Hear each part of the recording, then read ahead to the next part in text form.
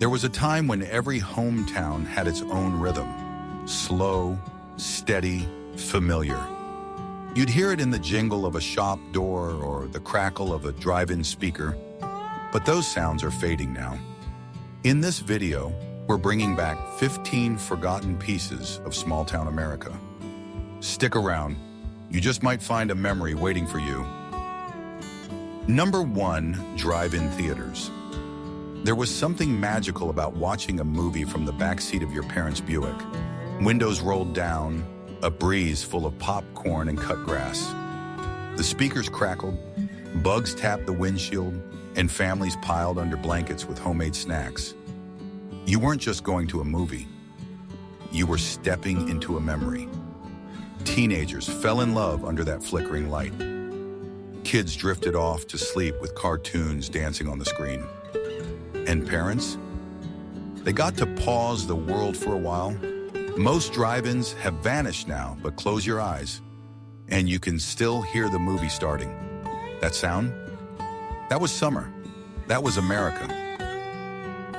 Number 2, soda fountains in drugstores. That first sip of cherry Coke, cold and fizzy, sitting on a spinning stool with your feet dangling. That's a memory no fancy coffee shop could ever replace. The soda jerk knew your order, the candy jars sparkled behind the counter, and time just seemed to slow down. Teenagers passed notes between bites of banana splits. Old folks chatted over egg creams. And for a few sweet minutes, it felt like the whole town was in one place. When the fountains disappeared, a little piece of Main Street went with them. But if you've ever tasted that magic, you'll want to stick around. There's more where that came from, right here. Number 3, roller rinks. You remember the feeling, stepping onto that slick floor, music thumping, heart racing, hoping you wouldn't fall before the slow song kicked in. The lights were low, the ball was spinning, and the whole town seemed to be there. You'd wobble at first, gripping the rail until finally, you let go. Friends shouted from across the rink. The snack bar smelled like nachos and sweat. And in those few hours, every worry melted into the rhythm of the wheels. It wasn't just a place to skate. It was where memories glided by in Technicolor. And for a lot of us, that shine never really faded. Number 4, dime stores. $1 went a long way when you were 8. You'd walk through the door gripping your allowance, heart pounding like you were entering a treasure cave. The aisles were narrow, the floors creaked, and the air smelled faintly of old wood and bubblegum. You had choices to make: penny candy, a plastic toy, a comic book, maybe all 3. The clerk always smiled, the paper bag always crinkled just right, and the walk home felt like you just struck gold. It wasn't about what you bought, it was about that feeling of having just enough to be happy. Number 5, ice cream trucks. That music, high-pitched and tinny, was the anthem of summer. You'd hear it faint at first, then louder, until someone yelled, "It's coming!" Coins clinked, screen doors slammed, and bare feet hit the pavement running. The choices always felt impossible: rocket pop or drumstick, fudgesicle or firecracker. But whatever you picked, it tasted like freedom. Sticky fingers, melted edges, laughter echoing down the block. The truck didn't just bring ice cream, it brought the whole neighborhood together for a few sweet minutes. And when it rolled away, you were already waiting for tomorrow. Number 6, paper boys. Long before the sun came up, before the school bus rolled through, there was the quiet rhythm of tires on wet pavement and the soft thud of a newspaper hitting the porch. He wasn't much older than 10, maybe 12, but he knew every house, every dog, every tipper, and every complainer. Wind in his face, bag slung across his shoulder, he delivered more than just headlines. He delivered trust. It was often a kid's first job, and with it came early mornings, cold fingers, and a sense of responsibility that stuck for life. In a world now filled with push notifications and breaking news alerts, that simple paper route feels almost noble. Number 7, downtown department stores. They stood like grand landmarks in the middle of town, multi-story wonders, with everything from shoes to sewing machines. Saturday wasn't complete without a visit. You'd ride the creaky elevator, smell perfume on the first floor, then wander through aisles that seemed to go on forever. Sales clerks knew your name. Packages were wrapped with care. And if you were lucky, there was a candy counter near the exit. These stores weren't just places to buy things. They were part of the rhythm of the week, a shared ritual between neighbors. And when they closed their doors for good, a piece of the town's heart went with them. Number 8, local diners. The coffee was never fancy, but it was always hot and always came with a smile. These weren't just places to eat, they were the heartbeat of the morning. You'd walk into the clink of dishes, the low hum of conversation, and maybe a "hey hun," the usual, before you even sat down. The menu hadn't changed in 20 years. Neither had the faces. Truckers, teachers, retirees. Everyone had a seat, and everyone had a story. It wasn't fast food, it wasn't corporate. It was comfort, served on a chip plate with a side of real human connection. Number 9, mom and pop gas stations. You'd pull in, the bell would ding under your tires, and before you could turn off the engine, someone was already walking out with a smile and a rag in hand.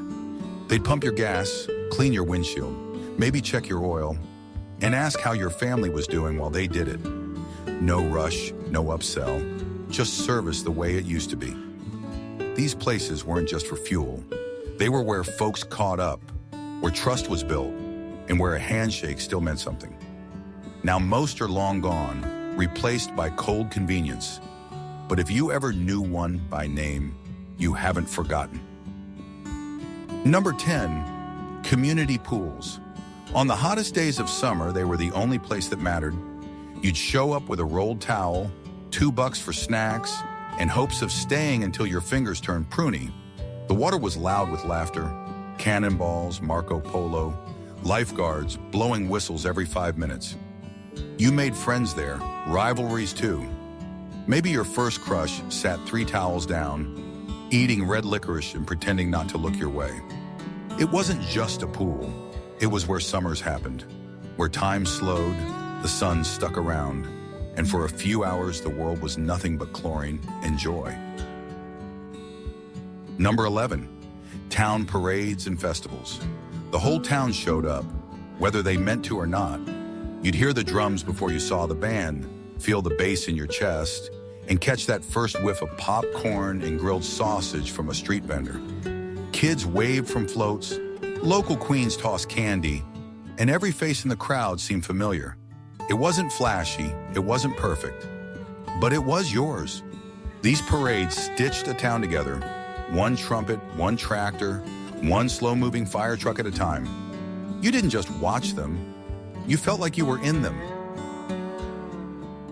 Number 12, phone booths. You'd step inside, shut the door, and suddenly it was just you, the dial tone, and whatever needed saying. It didn't matter if it was raining or if your hands were shaking. You fed the coins, pressed the buttons, and waited. No caller ID, no distractions. Just hope the person on the other end would pick up. It was private, even sacred in a way. People confessed things in there, broke up, made up, called home. And when you stepped back out into the world, you felt a little lighter or heavier, depending on the call. That kind of pause doesn't really exist anymore. Number 13, small-town movie theaters. They only had one screen, maybe 2 if they were fancy, but it was enough. You'd walk in with a few bucks, buy a ticket torn straight from a stub roll, and grab a bag of popcorn soaked in real butter. The seats creaked, the screen flickered, and everyone saw the same movie at the same time. You laughed together, gasped together, sat through the credits because the lights took their sweet time coming up. It wasn't just about the film, it was about being part of something, even for just a couple hours. And somehow those little theaters made the stories feel bigger. Number 14, train depots. Long before airports and interstates, the train depot was how you got somewhere and how you said goodbye. The platform smelled like oil and iron. You could feel the ground tremble before the engine ever came into view.